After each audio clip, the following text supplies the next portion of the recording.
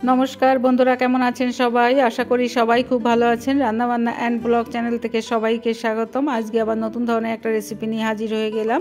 আজকে আমি রান্না করব চিতল মাছ। আমি চিতল মাছ কিভাবে রান্না করি সেইটাই আপনাদের সাথে শেয়ার করব। আমি 4 পিস চিতল মাছ নিয়ে নিয়েছি। একটু নুন হলুদ মেখে নেব আর সামান্য একটু সরিষার তেল মেখে নেব।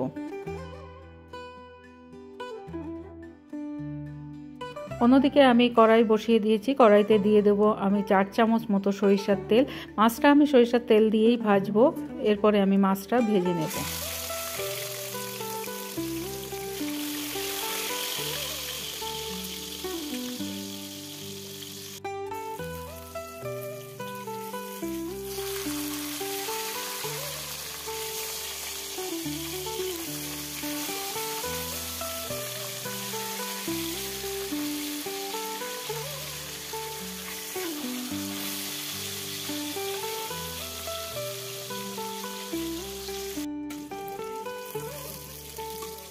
মাছগুলো আমার ভাজা হয়ে গেছে, আমি তুলে নিয়েছি।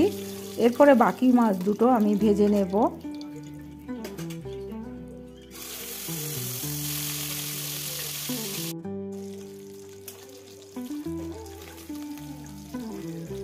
বাকি যে 2 পিস মাছ ছিল সেই 2 পিস মাছও আমি ভেজে নিয়েছি।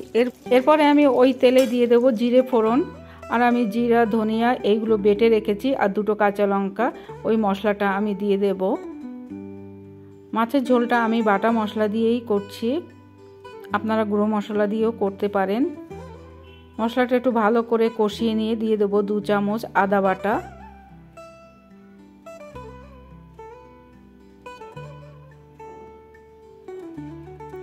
আদা বাটাটা দিয়ে খুব ভালো করে কষিয়ে নেব।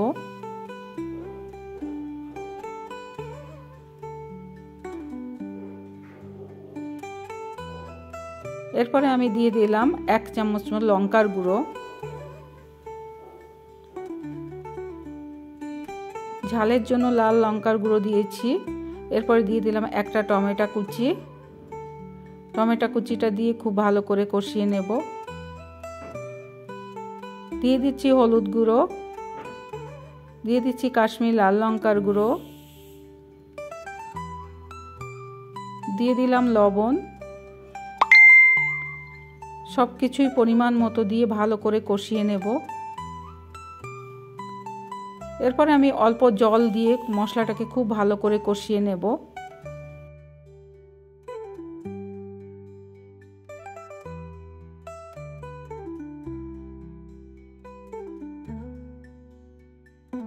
মশলাটাকে আমি খুব ভালো করে কষিয়ে নিয়েছি, দেখুন তেল ছেড়ে এসেছে। এরপরে আমি আরেকটু জল দিয়ে আরেকটু ভালো করে কষিয়ে নেব।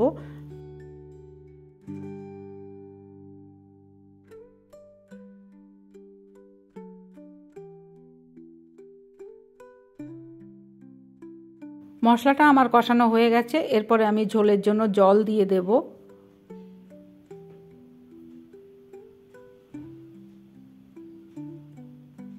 আমি গরম জল ব্যবহার করেছি, আপনারা চাইলে ঠান্ডা জলও দিতে। গরম জলটা দিলে কি হয়, মাছের ঝোলের স্বাদটা অনেকটা বেড়ে যায়। এরপরে আমি ভেজে রাখা মাছটা দিয়ে দেব।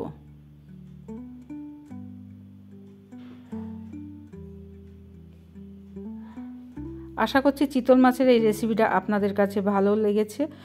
যদি ভালো লেগে থাকে তাহলে আমার সাথে অবশ্যই থাকবেন এবং কমেন্ট করে জানাবেন যে রেসিপিটা আপনাদের কাছে কেমন লাগলো। আর এইভাবে যদি এই মাছের ঝোলটা আপনারা একবার বাড়িতে করে খেয়ে দেখবেন, খুব ভালো লাগে খেতে। দিয়ে দিচ্ছি 3টে কাঁচা লঙ্কা। কাঁচা লঙ্কাটা দিয়ে ঢেকে দিয়ে কিছুক্ষণ রান্না করে নেব।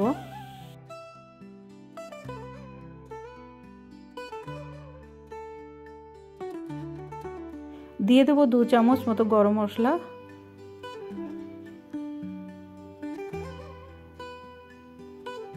চিতল মাছের এই রেসিপিটা যদি আপনাদের কাছে ভালো লেগে থাকে তাহলে আমার সাথে থাকার অনুরোধ রইল। আর অবশ্যই বাড়িতে একবার ট্রাই করে দেখবেন এইভাবে রান্না করে। সবাই খুব ভালো থাকবেন, সুস্থ থাকবেন। ধন্যবাদ।